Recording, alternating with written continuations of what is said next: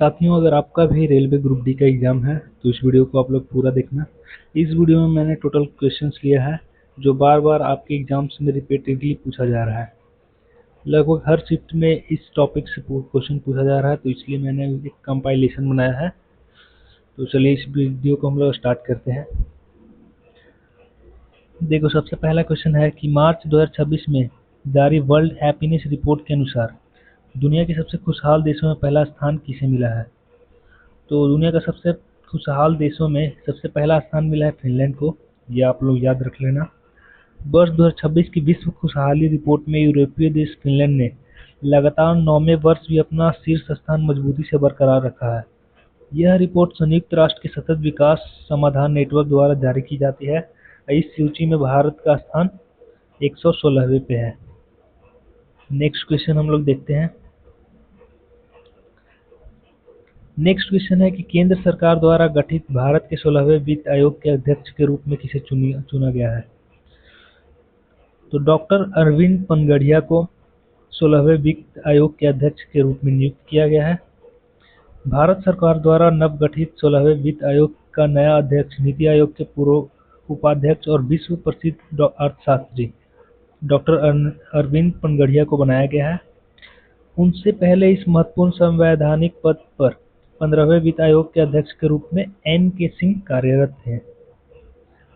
ये आप लोग पॉइंट रखना याद कि 15वें वित्त आयोग के अध्यक्ष के रूप में एन.के. सिंह कार्यरत थे।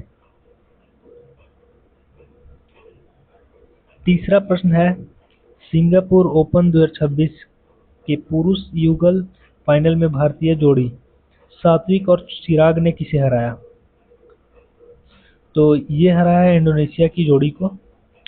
भारत की स्टार बैडमिंटन जोड़ी सात्विक सनराइज रंकी रेड्डी और चिराग शेट्टी ने फाइनल मुकाबले में इंडोनेशिया के मजबूत खिलाड़ियों फजर अल्फियान और मोहम्मद रेयान आर्दियांतो की जोड़ी को सीधे सीटों से हराकर सिंगापुर ओपन 2026 के मेंस डबल का ऐतिहासिक और शानदार खिताब अपने नाम कर लिया।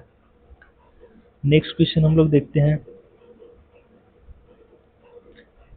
चौथा प्रश्न है कि फरवरी 2026 में इटली में आयोजित 2026 शीतकालिक ओलंपिक की अंतिम पदक तालिका में कौन सा देश शीर्ष स्थान पर रहा।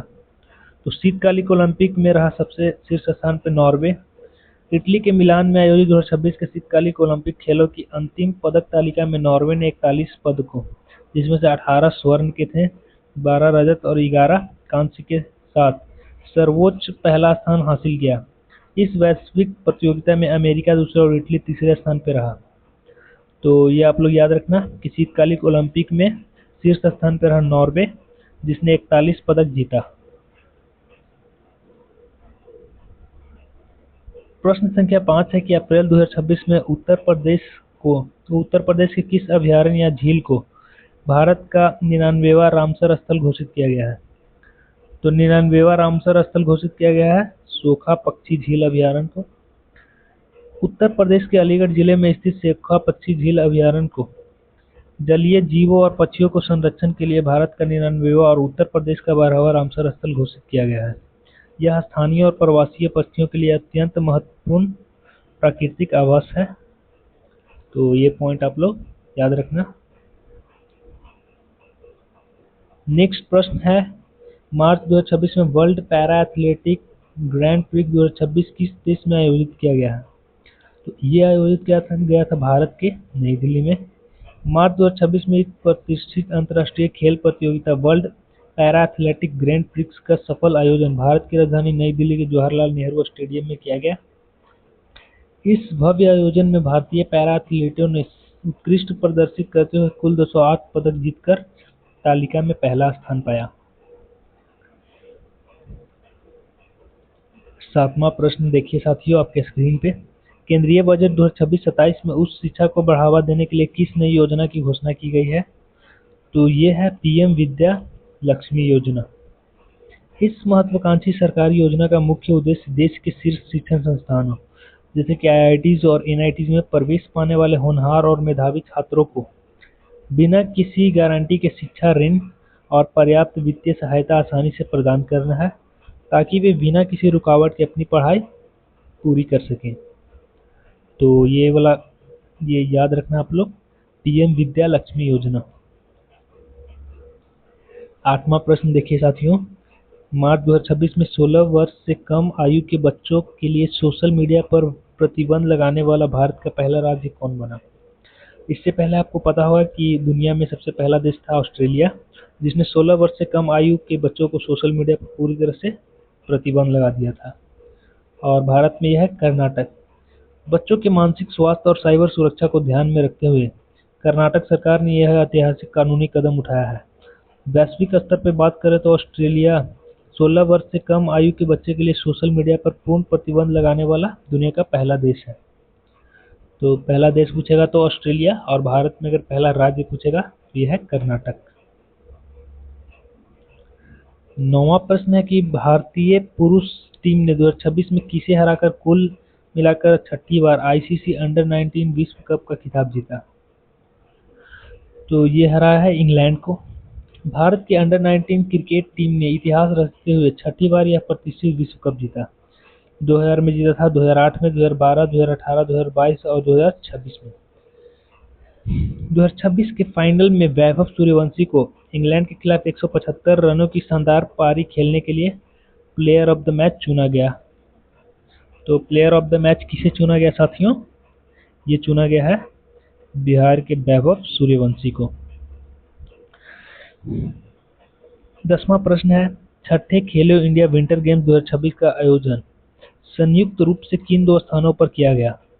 तो ये लेह लद्दाख और गुलमर्ग में आयोजित किया गया है। इस प्रतिष्ठित शीतकालिक खेल प्रतियोगिता का आयोजन दो अलग अलग चरणों में किया गया था। पहला चरण लेह लद्दाख में और दूसरा चरण गुलमर्ग में आयोजित हुआ। इस प्रतियोगिता में भारतीय सेना ने लगातार तीसरी बार टीम चैंपियनशिप का खिताब जीता। तो हम लोग बढ़ते हैं 11वां प्रश्न की तरफ। 11वां प्रश्न आपके स्क्रीन पे है साथियों, देखिए। 11वां प्रश्न है कि मार्च 2026 में वास्तुकला के क्षेत्र में दिए जाने वाला अंतर्राष्ट्रीय सर्वोच्च सम्मान प्रिट्जर आर्किटेक्चर पुरस्कार किसे प्रदान किया गया है? तो ये प्रदान किया गया सिमलजान और रेडी क्लार्क को। चिली के प्रसिद्ध वास्तुकार सिमलजान और रेडी क्लार्क को वर्ष 2026 के प्रतिष्ठित पत्रकार आर्किटेक्चर पुरस्कार से सम्मानित किया गया है। यह पुरस्कार वास्तुकला के क्षेत्र में नोबेल पुरस्कार के समान माना जाता है। वे यह सर्वोच्च सम्मान पाने वाले दुनिया के 55वें विजेता बन गए हैं। इनका नाम आप लोग याद रखना, सिमलजान और रेडी क्लार्क। 12वां प्रश्न देखो, 25 फरवरी 2026 को भारत ने किस पड़ोसी देश के साथ वन्य जीव और पर्यावरण संरक्षण के लिए समझौते पर हस्ताक्षर किए? तो ये समझौता हुआ है भारत और नेपाल के बीच।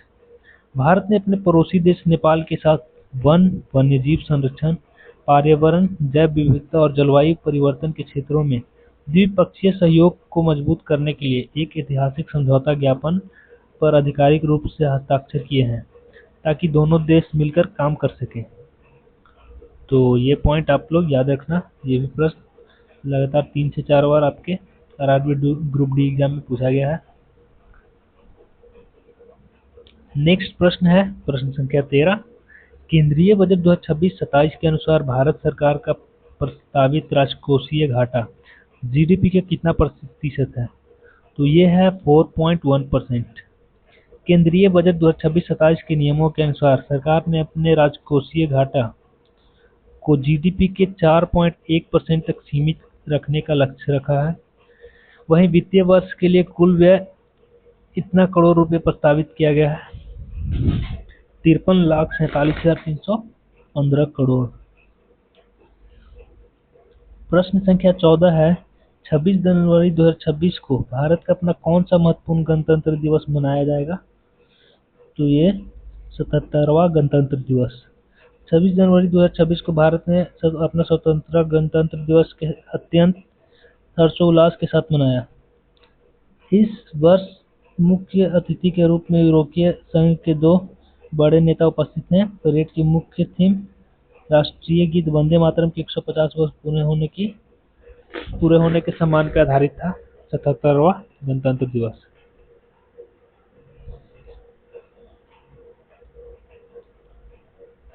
नेक्स्ट प्रश्न है, अप्रैल 2026 में छठवें एशियाई बीच गेम्स का सफल आयोजन किस देश में किया गया था?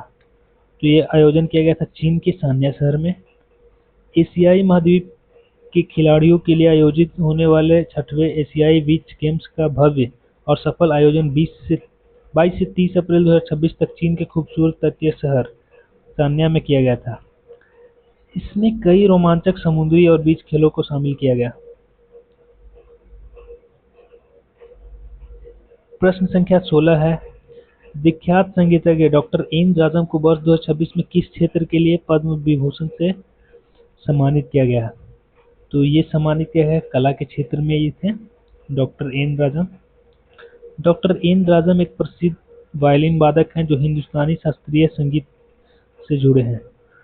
उन्हें कला के क्षेत्र में उनके विशिष्ट योगदान के लिए भारत सरकार द्वारा वर्ष 2026 में देश के दूसरे सर्वोच्च नागरिक सम्मान पद्म विभूषण से अत्यंत सम्मानपूर्वक नवाजा गया है। नेक्स्ट प्रश्न हम लोग देखते हैं। 17वां प्रश्न है कि वर्ष 2026 में किस दिग्गज अभिनेता को कला या सिनेमा के क्षेत्र में विशिष्ट योगदान के लिए पद्म भूषण से सम्मानित किया गया है? तो ये सम्मानित किया गया मम्मूटी को। मलयालम सिनेमा के दिग्गज और प्रसिद्ध अभिनेता मम्मूटी को कला और भारतीय सिनेमा के क्षेत्र में उनके उत्कृष्ट और अमूल्य योगदान के लिए भारत के तीसरे सर्वोच्च नागरिक सम्मान पद्म भूषण से सम्मानित किया गया है। यह उनके दशकों लंबे बेमिसाल और शानदार अभिनय करियर का सम्मान है। किनको? मम्मूटी को। प्रश्न संख्या 18 है, केंद्रीय महिला एवं बाल विकास मंत्रालय द्वारा 27 नवंबर से 8 मार्च तक देश भर में कौन सा विशेष जागरूकता अभियान चलाया गया है? तो ये चलाया गया है बाल विवाह मुक्त भारत। भारत को वर्ष 2030 तक बाल विवाह की कुप्रथा से पूरी तरह से मुक्त बनाने का प्राथमिक उद्देश्य से यह 100 दिवसीय गहन राष्ट्रीय जागरूकता अभियान चलाया गया। इसका समापन अंतर्राष्ट्रीय महिला दिवस के अवसर पर हुआ, जिसमें ग्राम पंचायतों को सशक्त बनाने पर विशेष जोर दिया गया था। प्रश्न संख्या 19 है, वर्ष 2026 में आयोजित भारत और ऑस्ट्रेलिया के संयुक्त सैन्य अभ्यास ऑस्ट्रा हिंद का कौन सा संस्करण आयोजित किया गया? तो ये 5वां संस्करण था साथियों। भारत और ऑस्ट्रेलिया की सेनाओं के मध्य आपसी तालमेल और सैन्य सहयोग बढ़ावा देने के आयोजित होने वाले इस संयुक्त द्विपक्षीय सैन्य अभ्यास ऑस्ट्रा हिंद का यह 5वां संस्करण था। दोनों देशों के बीच इस वार्षिक युद्धाभ्यास की औपचारिक शुरुआत वर्ष 2022 में किया गया था। तो 2022 में इसका शुरुआत किया गया था और ये 2026 में 5वां संस्करण है, ये आप लोग याद रखना। प्रश्न संख्या 20 है कि भारत सरकार ने जलवायु परिवर्तन के प्रभाव को कम करने के लिए किस वर्ष तक देश को नेट जीरो बनाने का लक्ष्य निर्धारित किया है? तो भारत सरकार ने वर्ष 2070 तक नेट जीरो बनाने का लक्ष्य निर्धारित किया है। COP26 जलवायु शिखर सम्मेलन में घोषित पंचामृत वादे के तहत भारत सरकार ने वर्ष 2070 तक देश को पूरी तरह से नेट जीरो बनाने का आधिकारिक लक्ष्य रखा है। वहीं भारतीय रेलवे ने खुद को 2030 तक नेट जीरो बनाने का कड़ा लक्ष्य निर्धारित किया है। 2030 तक भारतीय रेलवे ने नेट जीरो बनाने का कड़ा लक्ष्य निर्धारित किया है और भारत सरकार ने 2070 तक। तो ये भी इम्पोर्टेंट है, आप लोग याद रखना। प्रश्न संख्या 21 है कि वर्ष 2026 में आयोजित होने वाले 20वें एशियाई खेल किस देश में आयोजित किए जा रहे हैं? तो ये आयोजित किया जा रहा है जापान में। 20वें एशियाई खेलों का भव्य आयोजन 19 सितंबर से 4 अक्टूबर 2026 के बीच जापान के आईची प्रांत और उसकी राजधानी नागोया शहर में किया जा रहा है। इन खेलों को आधिकारिक तौर पर आईची नागोया 2026 के नाम से भी पूरी दुनिया में जाना जा रहा है। प्रश्न संख्या 22 देखो साथियों आप लोग के स्क्रीन पे। मार्च 2026 में भारत इनोवेट राष्ट्रीय डीप टेक प्री समिट 2026 का आयोजन कहाँ किया गया था? तो ये आयोजन किया गया था आईआईटी बॉम्बे में। भारत सरकार के शिक्षा मंत्रालय के सहयोग से आयोजित इस राष्ट्रीय स्तर के महत्वपूर्ण Bharat innovative deep tech pre summit 2026 का आधिकारिक और सफल आयोजन 21 और 22 मार्च 2026 को आईआईटी बॉम्बे के रिसर्च पार्क परिसर में अत्यंत भव्य और सुव्यवस्थित तरीके से किया गया था। भारत इनोवेट राष्ट्रीय डीप टेक प्री समिट 2026 का आयोजन किया गया आईआईटी बॉम्बे में। प्रश्न संख्या 23 है कि वर्तमान में पश्चिम बंगाल के मुख्यमंत्री कौन हैं? तो देखो, पश्चिम बंगाल के पहले मुख्यमंत्री थी ममता बनर्जी और अभी हैं शुभेंदु अधिकारी, नए मुख्यमंत्री बने हैं। मई 2026 में पश्चिम बंगाल विधानसभा चुनावों के बाद भारतीय जनता पार्टी के नेता शुभेंदु अधिकारी ने राज्य के 9वें मुख्यमंत्री के रूप में शपथ ग्रहण की है। इस चुनाव में उनकी पार्टी ने 260 सीटें जीतकर पूर्ण और ऐतिहासिक बहुमत हासिल किया था। हम लोग देखते हैं प्रश्न संख्या 24।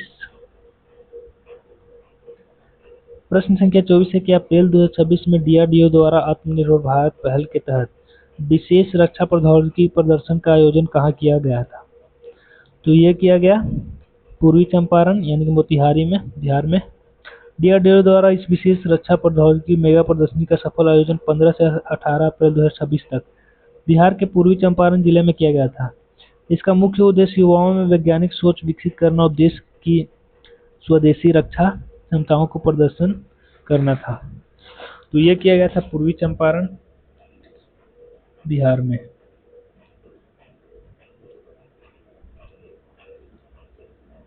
प्रश्न संख्या 25 है, केंद्रीय बजट 2026-27 में देश के खेल इकोसिस्टम को बदलने के लिए किस नए मिशन की घोषणा की गई है? तो यह है खेलो इंडिया मिशन।